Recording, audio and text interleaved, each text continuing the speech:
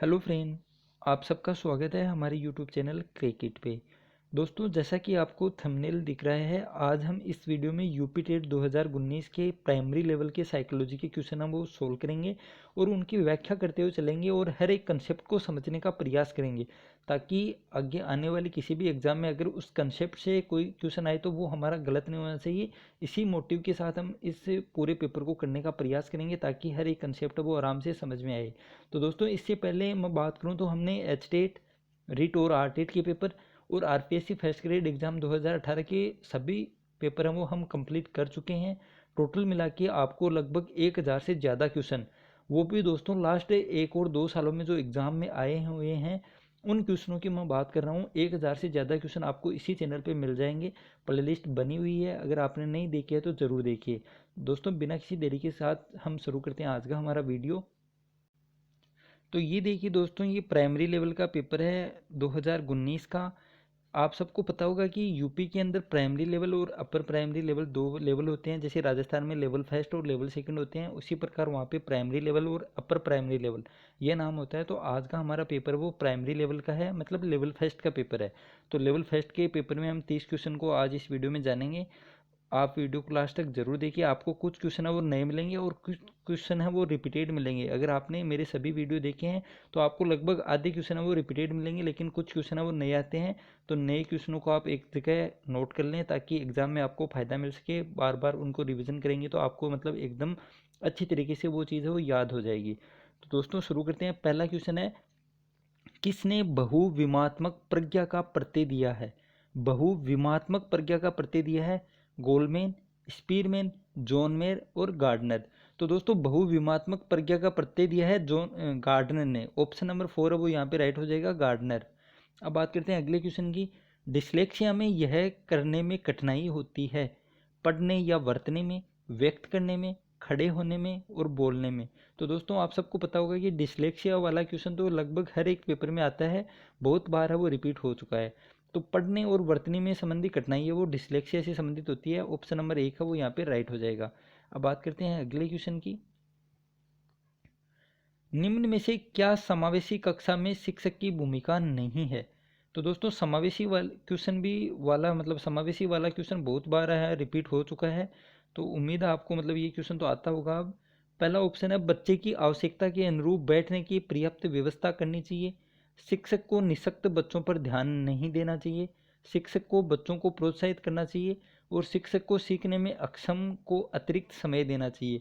तो क्या समावेशी कक्षा में शिक्षक की भूमिका नहीं है, ये बात इसमें पूछी गई है। तो दोस्तों, आप सबको पता होगा कि ऑप्शन नंबर सेकंड है वो यहाँ पे राइट हो जाएगा कि शिक्षक को निःशक्त बच्चों पर ध्यान नहीं देना चाहिए, ये इसकी मतलब भूमिका नहीं होती है। अब बात करते हैं अगले क्वेश्चन की। कक्षा में छात्रों को प्रश्न पूछने के लिए हतोत्साहित करना चाहिए, प्रेरित करना चाहिए, रोक देना चाहिए और अनुमति नहीं देनी चाहिए। तो प्रश्न पूछने के लिए दोस्तों प्रेरित करना चाहिए। ऑप्शन नंबर सेकंड है वो यहाँ पे राइट हो जाएगा, प्रेरित करना चाहिए। अब बात करते हैं अगले क्वेश्चन की। बच्चे की वृद्धि मुख्यतः संबंधित है शारीरिक विकास से, सामाजिक विकास से, भावात्मक विकास से और नैतिक विकास से। तो दोस्तों, बच्चे की वृद्धि है वो शारीरिक विकास से संबंधित होती है। ऑप्शन नंबर 1 है वो यहाँ पे राइट हो जाएगा।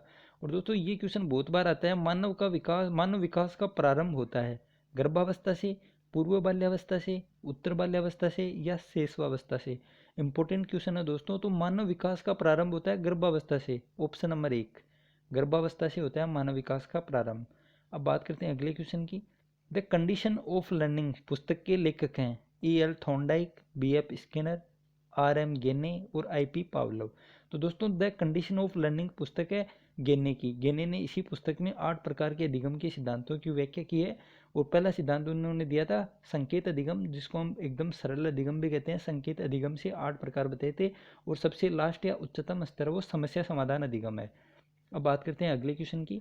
किशोरावस्था बड़े संघर्ष, तनाव, हमला व विरोध की अवस्था है, यह कथन किसका है? जर्सील्ड का, स्टेनले होल का, सिमप्सन का और क्रो एंड क्रो का। तो दोस्तों, किशोरावस्था बड़े संघर्ष और तनाव की अवस्था होती, इतनी ही परिभाषा होती तो ये स्टेनले होल की हो जाती।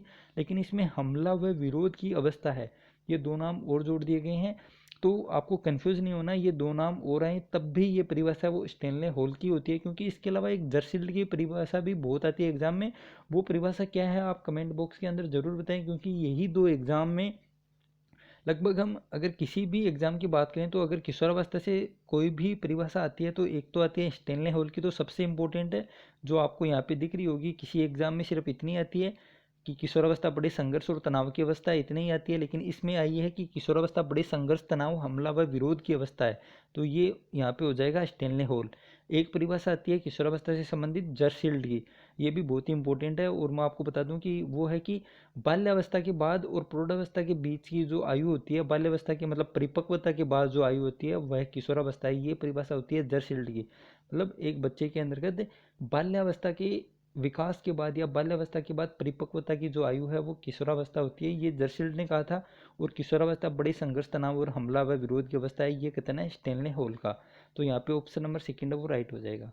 अब बात करते हैं अगले क्वेश्चन की। सूक्ष्म शिक्षण के भारतीय प्रतिमान में कुल कितना समय लगता है? 36 मिनट, 40 मिनट, 45 मिनट और 30 मिनट। तो दोस्तों यहाँ पे ऑप्शन नंबर फर्स्ट है वो राइट हो जाएगा, 36 मिनट। अब बात करते हैं अगले क्वेश्चन की। सीखने का पठार सीखने की प्रक्रिया के मुख्य अभिलक्षण है जो उस स्थिति को प्रकट करते हैं जिसमें सीखने की प्रक्रिया में कोई उन्नति नहीं होती। यह कथन किसका है? गेट्स व अन्य, होलिंगवर्थ, रोस और स्किनर। तो दोस्तों क्या कथन है कि सीखने का पठार सीखने की प्रक्रिया के मुख्य अभिलक्षण है जो उस स्थिति को प्रकट करते हैं जिसमें सीखने की प्रक्रिया में कोई उन्नति नहीं होती। यह कथन है ऑप्शन नंबर थर्ड, यहाँ पे रोस का कथन है दोस्तों, ये ऑप्शन नंबर थर्ड है वो यहाँ पे राइट हो जाएगा। अब बात करते हैं अगले क्वेश्चन की।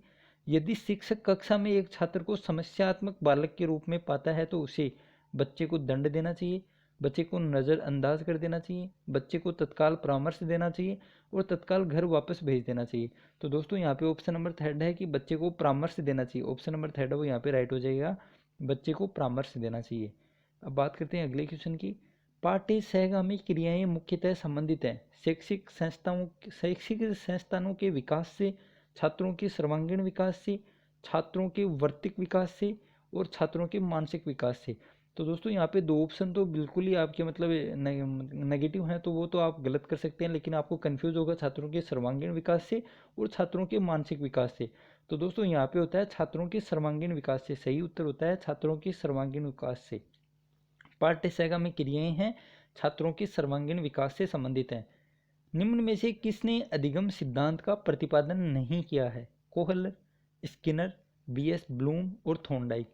तो दोस्तों बहुत ही इजी क्वेश्चन हम कह सकते हैं कि बीएस ब्लूम का संबंध वो अधिगम के सिद्धांत से नहीं है। आप सबको पता होगा कि कोहलर ने सूत्र का सिद्धांत दिया था, स्किनर ने क्रिया प्रसूत अनुबंधन का दिया था और थॉर्नडाइक ने प्रयास व त्रुटि का सिद्धांत दिया था। लेकिन बीएस ब्लूम का संबंध वो मूल्यांकन से है या फिर उद्देश्य से संबंधित है, बीएस ब्लूम अधिगम सिद्धांत से संबंधित नहीं है। तो इसका उत्तर हो जाएगा option number third, BS bloom. अब बात करते हैं अगले क्वेश्चन की। शिक्षा में अवरोधन का तात्पर्य है बालक का विद्यालय में प्रवेश न लेना, बालक का विद्यालय न जाना, बालक का विद्यालय छोड़ देना और किसी बालक का 1 वर्ष से अधिक समय तक एक ही कक्षा में रहना। तो दोस्तों ये क्वेश्चन भी बहुत ही शानदार तरीके से पूछा गया है, बहुत इंपॉर्टेंट क्वेश्चन है। तो बालक के मतलब शिक्षा में अवरोधन का तात्पर्य होता है कि किसी बालक का 1 वर्ष से अधिक समय तक एक ही कक्षा में रहना, मतलब फेल हो जाना। मारवाड़ी भाषा में हम कहे तो कोई फेल हो जाए जो एक ही मतलब एक कक्षा है जो 2 बार गुण करेगी, आ चीज़ है अवरोधन। अवरोधन का मतलब है कि फेल हो, कोई बच्चों है जो 10 2 बार गिरा, 12 2 बार गिरा, आ चीज़ है शिक्षा में अवरोधन। अब बात करते हैं अगले क्वेश्चन की। निम्न में से किस कौशल में पूर्व ज्ञान का परीक्षण आता है? उद्दीपन परिवर्तन कौशल, प्रस्तावना कौशल, समापन कौशल और प्रदर्शन कौशल। तो दोस्तों निम्न में से किस कौशल में पूर्व ज्ञान का परीक्षण आता है? तो यहाँ पे हो जाएगा प्रस्तावना कौशल, ऑप्शन नंबर सेकंड है वो यहाँ पे बिल्कुल राइट है। प्रस्तावना कौशल में पूर्व ज्ञान का परीक्षण है वो आता है, क्योंकि सबसे पहले वो पूर्व ज्ञान के आधार पर ही प्रश्न पूछे जाते हैं, तो प्रस्तावना कौशल हो जाएगा ऑप्शन नंबर सेकंड। ये क्वेश्चन भी दोस्तों बहुत ही शानदार है, दोनों क्वेश्चन ही। अब बात करते हैं अगले क्वेश्चन की। स्तंभ ए का स्तंभ बी से सुमेलित करना है। एनिमल इंटेलिजेंस, मतलब यहाँ पे तो दिया हुआ है पुस्तकों का नाम और आगे है मनोवैज्ञानिकों का नाम। तो है एनिमल इंटेलिजेंस, पुनर्बलन की अनुसूची, सारगर्भिता का नियम और अनुकूलन, और आगे मनोवैज्ञानिकों के नाम है गेस्टाल्ट, पियाजे, थॉर्नडाइक और स्किनर। अब इनको एक दूसरे से मिलान करना है। ये क्वेश्चन आया है। तो दोस्तों यहाँ पे एनिमल इंटेलिजेंस किसकी पुस्तक है? आप सबको पता होगा कि सबसे ज़्यादा एनिमल पर प्रयोग किए थे थॉर्नडाइक ने। तो आपको पता है कि आपको जितने आते हैं सबसे पहले आप एकदम 100% आप राइट हो, उनको आपको मिलाना चाहिए। तो फर्स्ट के अंदर तो क्या हो जाएगा, 3 नंबर हो जाएगा। एनिमल इंटेलिजेंस पुस्तक है थॉर्नडाइक की। अब दोस्तों आपको पुनर्बलन की सूची मान लीजिए नहीं आती है, लेकिन फिर भी अगर पुनर्बलन की सूची, तो मेरे को लगता है कि सबको पता होगा कि पुनर्बलन को सबसे पहले काम में लिया था स्किनर ने। तो आप बी को मिला दीजिए 4 नंबर से। ये दो आपको पता हो गए, दो आपको कन्फर्म पता है कि पुनर्बलन सूची है वो स्किनर ने दी थी। अब बात करते हैं दोस्तों सारगर्भिता का नियम और एक है अनुकूलन। अब इसमें क्या आना चाहिए और उसमें क्या आना चाहिए? तो दोस्तों यहाँ पे सारगर्भिता का नियम की मैं बात करूँ तो सारगर्भिता का जो नियम दिया था वो किसने दिया था? गेस्टाल्ट ने। ऑप्शन नंबर यहाँ पे हो जाएगा 4 नंबर, मतलब दो एक के अंदर तो है थॉर्नडाइक, ए है 3 नंबर में। हाँ, तो 4 नंबर ऑप्शन दोस्तों यहाँ पे सही है। फिर पुनर्बलन की सूची यहाँ पे हो जाएगी स्किनर, और फिर सारगर्भिता का नियम है गेस्टाल्ट ने दिया था, और अनुकूलन किया था प्याजे ने। ऑप्शन नंबर 4 है वो यहाँ पे राइट है। 3 4 1 2। आप देख सकते हैं दोस्तों सारगर्भिता का नियम किसने दिया था? गेस्टाल्ट ने। अब बात करते हैं अगले क्वेश्चन की। विकास कभी न समाप्त होने वाली प्रक्रिया है, यह कथन विकास के किस सिद्धांत से संबंधित है? अंतः क्रिया का सिद्धांत, एकीकरण का सिद्धांत, अंतः संबंध का सिद्धांत और निरंतरता का सिद्धांत। तो दोस्तों विकास कभी न समाप्त होने वाली प्रक्रिया, मतलब निरंतर चलता रहता है विकास। तो यहाँ पे हो जाएगा ऑप्शन नंबर 4 राइट, निरंतरता का सिद्धांत। अब बात करते हैं अगले क्वेश्चन की। संविधान के किस संशोधन से शिक्षा एक मौलिक अधिकार बन गई? 86वीं संविधान संशोधन, 25वीं संविधान संशोधन, 52वीं संविधान संशोधन और 22वीं संविधान संशोधन। तो दोस्तों संविधान के किस संशोधन से शिक्षा एक मौलिक अधिकार बन गई? तो आप सबको पता होगा 86वीं संविधान संशोधन 2002 के द्वारा शिक्षा को एक मौलिक अधिकार में शामिल कर लिया था। ऑप्शन नंबर फर्स्ट वो यहाँ पे राइट हो जाएगा, 86वीं संविधान संशोधन के द्वारा। अब बात करते हैं अगले क्वेश्चन की। अभिप्रेरणा के मूल प्रवृत्ति सिद्धांत के प्रतिपादक थे McDougall, Abraham Maslow, William James और सिमप्सन। तो दोस्तों मूल प्रवृत्ति का सिद्धांत दिया था मैकडूगल ने, और मैकडूगल ने लगभग 14 प्रकार की मूल प्रवृत्ति बताई थी, जिससे संवेगों मतलब मूल प्रवृत्ति और संवेगों में संबंध बताया था। 14 प्रकार की मूल प्रवृत्तियों का वर्णन किया था मैकडूगल ने। तो यहाँ पे ऑप्शन नंबर फर्स्ट है वो राइट हो जाएगा। अब बात करते हैं अगले क्वेश्चन की। विकास की किस अवस्था को कोल तथा ब्रुश ने संवेगात्मक विकास का अनोखा काल कहा है? शैशवावस्था, बाल्यावस्था, प्रौढ़ावस्था और किशोरावस्था। तो दोस्तों विकास की किस अवस्था को कोल तथा ब्रुश ने संवेगात्मक विकास का अनोखा काल कहा है? तो यहाँ पे संवेगों का विकास की बात कर रहा है, संवेगों को उत्पन्न होने की बात नहीं कर रहा है दोस्तों। संवेगात्मक विकास का अनोखा काल कहा है। तो संवेगात्मक विकास, सबसे ज्यादा संवेगों का विकास होता है बाल्यावस्था में। ऑप्शन नंबर सेकंड यहाँ पे बिल्कुल राइट हो जाएगा। ये कोल ब्रुश की परिभाषा है कि संवेगात्मक विकास का अनोखा काल बाल्यावस्था को कहा जाता है। ये कथन एग्जाम में मतलब परिभाषा के रूप में भी यह बहुत बार आता है कि संवेगात्मक विकास का अनोखा काल बाल्यावस्था को किसने कहा है? तो कोल तथा ब्रुश ने। दोनों प्रकार से ये क्वेश्चन आता है, इंपॉर्टेंट परिभाषा, आप इसको याद रख लें। अब बात करते हैं अगले क्वेश्चन की। ये भी दोस्तों एक परिभाषा है कि व्यवहार के कारण व्यवहार में परिवर्तन ही अधिगम है। यह कथन किसका है? वुडवर्थ, गिलफोर्ड, स्किनर और क्रो एंड क्रो। तो दोस्तों व्यवहार के कारण व्यवहार में होने वाला परिवर्तन होता है अधिगम। ये परिभाषा दी थी गिलफोर्ड ने। ऑप्शन नंबर सेकंड है वो यहाँ पे राइट हो जाएगा। व्यवहार के कारण व्यवहार में परिवर्तन ही अधिगम है, गिलफोर्ड के द्वारा दी गई है। ऑप्शन नंबर सेकंड यहाँ पे राइट है। और अनुभव और प्रशिक्षण के द्वारा व्यवहार में परिवर्तन होता है, ये परिभाषा दी गई थी गेट्स के द्वारा। अनुभव और प्रशिक्षण के द्वारा व्यवहार में परिवर्तन गेट्स के द्वारा, और व्यवहार के कारण व्यवहार में परिवर्तन है गिलफोर्ड के द्वारा। अब बात करते हैं अगले क्वेश्चन की। इसमें भी दोस्तों सूची एक को सूची 2 से मिलाना है। सूची 1 में दिए गए हैं मनोवैज्ञानिकों के नाम ब्रूनर, आशुबेल, ग्लेजर और गॉर्डन। और सूची 2 में इनके द्वारा कौन सा मतलब अधिगम के सिद्धांत या दूसरा कोई सिद्धांत का किसने मतलब खोज की थी, ये बात इसमें पूछी गई है। तो इसमें 1 नंबर है बुनियादी शिक्षण प्रतिमान, 2 नंबर है साइनेटिक शिक्षण प्रतिमान, 3 नंबर है अग्रिम संगठन प्रतिमान, 4 नंबर है संप्रत्य उपलब्धि शिक्षण प्रतिमान, और 5 नंबर है प्रच्छा प्रशिक्षण प्रतिमान। तो सूची 1 को सूची 2 से यहाँ पे मिलाना है। तो दोस्तों सबसे पहले बात करते हैं ब्रूनर की। तो ब्रूनर में क्या होगा? ब्रूनर के द्वारा आप सबको पता होगा कि ब्रूनर ने संप्रत्य उपलब्धि प्रतिमान वो दिया था।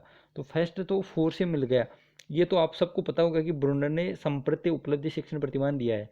अब बात करते हैं दोस्तों आशुबेल की। तो आशुबेल वाला क्वेश्चन तो आरपीएससी फर्स्ट ग्रेड वाले जो हमने 18-19 पेपर किए थे, तो ये मान के चलो कि 10 या 12 पेपरों में तो आराम से ये क्वेश्चन आया होगा डेविड आशुबेल वाला। तो डेविड आशुबेल ने दिया था अग्रिम संगठन शिक्षण प्रतिमान, ऑप्शन नंबर यहाँ पे बी है वो, मतलब 3 नंबर से मिल जाएगा। अब बात करते हैं ग्लेजर की, और एक है गॉर्डन। तो दोस्तों इसमें क्या होगा, ग्लेजर है, ग्लेजर ने बुनियादी शिक्षण प्रतिमान दिया था, बेसिक टीचिंग मॉडल, ऑप्शन मतलब सी को एक से मिलाना है, और फिर है गॉर्डन के द्वारा, तो गॉर्डन ने दिया था दोस्तों साइनेटिक शिक्षण प्रतिमान, इसको 2 से मिलाना है। तो इस प्रकार हमारा हो जाएगा 4-3-1-2, ऑप्शन नंबर 1 है वो यहाँ पे बिल्कुल राइट है, 4-3-1-2। तो ब्रूनर के द्वारा दिया गया है संप्रति उपलब्धि शिक्षण प्रतिमान, आशुबेल ने दिया था अग्रिम संगठन शिक्षण प्रतिमान, ग्लेजर के द्वारा बुनियादी शिक्षण प्रतिमान दिया है, और गॉर्डन ने दिया था साइनेटिक शिक्षण प्रतिमान। तो दोस्तों यहाँ पे ऑप्शन नंबर फर्स्ट है वो यहाँ पे राइट हो जाएगा। बात करते हैं अगले क्वेश्चन की।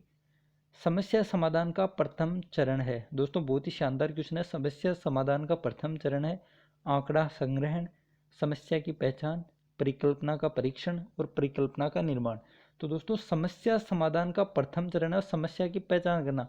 सबसे पहले हम समस्या को पहचानते हैं, तो इसमें ऑप्शन नंबर सेकंड है वो यहाँ पे राइट हो जाएगा। अब बात करते हैं अगले क्वेश्चन की।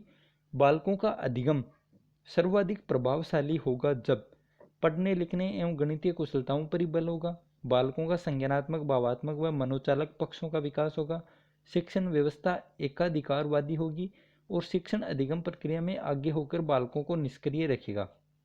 तो दोस्तों बालकों का अधिगम सर्वाधिक प्रभावशाली होगा, कब होगा, जब बालकों का संज्ञानात्मक भावात्मक और क्रियात्मक पक्ष भी कहते हैं हम इसको दोस्तों, या फिर मनोचालक पक्ष भी हम कह सकते हैं। तो ऑप्शन नंबर सेकंड है वो यहाँ पे राइट हो जाएगा। अब बात करते हैं अगले क्वेश्चन की। स्मृति स्तर एवं बोध स्तर की शिक्षण प्रतिमान की संरचना में कौन सा सोपान उभयनिष्ठ है। स्मृति स्तर और बोध स्तर की शिक्षण प्रतिमान की संरचना में सामान्यकरण, अन्वेषण, प्रस्तुतिकरण और तैयारी। तो दोस्तों स्मृति स्तर और बोध स्तर में शिक्षण प्रतिमान की संरचना में कौन सा सोपान उपनिष्ठ है, यहाँ पे हो जाएगा प्रस्तुतिकरण, ऑप्शन नंबर 3, ऑप्शन 3 है वो यहाँ पे राइट है, प्रस्तुतिकरण। अब बात करते हैं अगले क्वेश्चन की। निम्न में से किस सिद्धांत को पुनर्बलन का सिद्धांत भी कहते हैं। शास्त्रीय अनुबंधन सिद्धांत, उद्दीपन अनुक्रिया सिद्धांत, सूझ का सिद्धांत और क्रिया प्रसूत अनुबंधन सिद्धांत। तो दोस्तों पुनर्बलन का सिद्धांत है वो है ऑप्शन नंबर 4, क्रिया प्रसूत अनुबंधन सिद्धांत, स्किनर ने दिया था। इसके अलावा शास्त्रीय अनुबंधन सिद्धांत की हम बात करें तो पावलोव ने दिया था। उद्दीपन अनुक्रिया या फिर एसआर थ्योरी है ये दी थी थॉर्नडाइक ने, और सूझ का सिद्धांत दिया था कोहलर ने। तो दोस्तों हमने पूरे मतलब ऑप्शन की भी चर्चा कर ली है, और पुनर्बलन का सिद्धांत है वो क्रिया प्रसूत अनुबंधन सिद्धांत का ही दूसरा नाम है। अब बात करते हैं अगले क्वेश्चन की। निम्न में से कौन सी अवस्था ब्रूनर के संज्ञानात्मक सिद्धांत का अंग नहीं है। आंतप्रज्ञ अवस्था, प्रतिबिंबात्मक अवस्था, संकेतात्मक अवस्था और क्रियात्मक अवस्था। तो दोस्तों यहाँ पे ब्रूनर के अनुसार ब्रूनर के जो संज्ञानात्मक सिद्धांत का अंग नहीं था अंतःप्रज्ञ अवस्था, ऑप्शन नंबर 1, ऑप्शन नंबर 1 है वो संज्ञानात्मक विकास सिद्धांत का अंग नहीं था, और नीचे वाले 3 है वो इसके अंग थे, प्रतिबिंबात्मक, संकेतात्मक और क्रियात्मक। अब बात करते हैं अगले क्वेश्चन की। मॉरिसन ने बौद्ध स्तर के शिक्षण प्रतिमान में 5 पदों का वर्णन किया है, वे हैं प्रस्तुतिकरण, खोज, संगठन या व्यवस्था, आत्मीकरण, वाचन या अभिव्यक्तिकरण। तो दोस्तों इनका सही क्रम वो लगाना कि मॉरिसन ने जो बौद्ध स्तर में 5 प्रतिमान दिए थे, तो सबसे पहले क्या आता है और सबसे लास्ट में है वो क्या आता है, उनको क्रम से सेट करना है। और आपको ऑप्शन है वो 4 दिए गए हैं, तो इसमें आप देख लें, पढ़ लें और अपना उत्तर है वो देख लें। अभी मैं आपको एकदम जो सही उत्तर है वो आपको बता दूंगा। तो दोस्तों मॉरिसन का जो बौद्ध स्तर था उसमें बच्चे हैं वो सबसे पहले तो खोज करते हैं, तो ये आएगा सबसे पहले, खोज करेंगे, खोज के बाद प्रस्तुत करेंगे उसको, खोज के बाद प्रस्तुत करेंगे, प्रस्तुत के बाद उसको आत्मीकरण करेंगे, आत्मीकरण के बाद संगठन या व्यवस्था की जाएगी, और लास्ट में होगा वाचन या अभिव्यक्तिकरण। तो दोस्तों यहाँ पे ऑप्शन नंबर सेकंड है वो राइट हो जाएगा। सबसे पहले खोज की जाएगी, खोज के बाद प्रस्तुतिकरण होगा, उसके बाद आत्मीकरण होगा, फिर संगठन या व्यवस्था होगी, और सबसे लास्ट में होगा वाचन या अभिव्यक्तिकरण। ऑप्शन नंबर सेकंड है वो यहाँ पे राइट हो जाएगा। अब बात करते हैं दोस्तों अगले क्वेश्चन की। निम्न में से कौन सा संज्ञानात्मक क्षेत्र से संबंधित नहीं है। अनुमूल्यन, अनुप्रयोग, बोध और ज्ञान। तो दोस्तों संज्ञानात्मक क्षेत्र से संबंधित नहीं है, ये बात इसमें पूछी गई है। तो संज्ञानात्मक क्षेत्र से संबंधित नहीं है अनुमूल्यन, अनुमूल्यन है वो संज्ञानात्मक क्षेत्र से संबंधित नहीं है, भावात्मक पक्ष से संबंधित है। ऐसे क्वेश्चन भी बहुत बार एग्जाम में आता है दोस्तों। ये संज्ञानात्मक में कौन कौन आते हैं, 6 आप सबको पता होगा कि 6 आते हैं। ज्ञान आता है, बोध आता है, अनुप्रयोग आता है, विश्लेषण आता है, संश्लेषण आता है, मूल्यांकन आता है। इसी प्रकार भावात्मक में 5 हैं और क्रियात्मक में भी पाँच हैं। तो ये आपको याद रखने हैं। एक क्वेश्चन आपको डेफिनेटली रेट के अंदर भी मिलेगा, चाहे साइकोलॉजी में आ जाए या फिर आपकी शिक्षण वीडियो में भी आ सकता है। अब बात करते हैं दोस्तों आज के लास्ट क्वेश्चन की। निम्न में से कौन सा अधिगम का वक्र नहीं है? नतोदर, मिश्रित, लंबवत और उन्नतोदर। तो दोस्तों अधिगम का वक्र नहीं है, लंबवत। ऑप्शन नंबर थर्ड वो यहाँ पे राइट हो जाएगा। लंबवत है वो अधिगम का कोई वक्र नहीं होता है। नतोदर भी है, मिश्रित भी है और उन्नतोदर भी है। तो दोस्तों ऑप्शन नंबर थर्ड वो यहाँ पे राइट हो जाएगा। तो दोस्तों इस प्रकार हमने आज के 30 क्वेश्चन है वो कंप्लीट कर लिए हैं। उम्मीद है आपको कुछ क्वेश्चन है वो नए लगे होंगे और कुछ क्वेश्चन है वो रिपीटेड है। तो अगर आपको वीडियो अच्छा लगे तो लाइक करें और इस चैनल को दोस्तों अपने दोस्तों के साथ ज़रूर शेयर करें, ताकि मेरे को भी कुछ मोटिवेशन मिले। लाइक और व्यूज़ बढ़ेंगे तो मेरे को भी अच्छा लगेगा। मैं आपके लिए बहुत ही ज़्यादा इंपॉर्टेंट पेपर है वो और अपलोड करूँगा। और चैनल को अगर आपने सब्सक्राइब नहीं किया तो ज़रूर करें। थैंक यू दोस्तों, मिलते हैं जल्दी दूसरे वीडियो के साथ। Thank you. जय हिंद, जय भारत।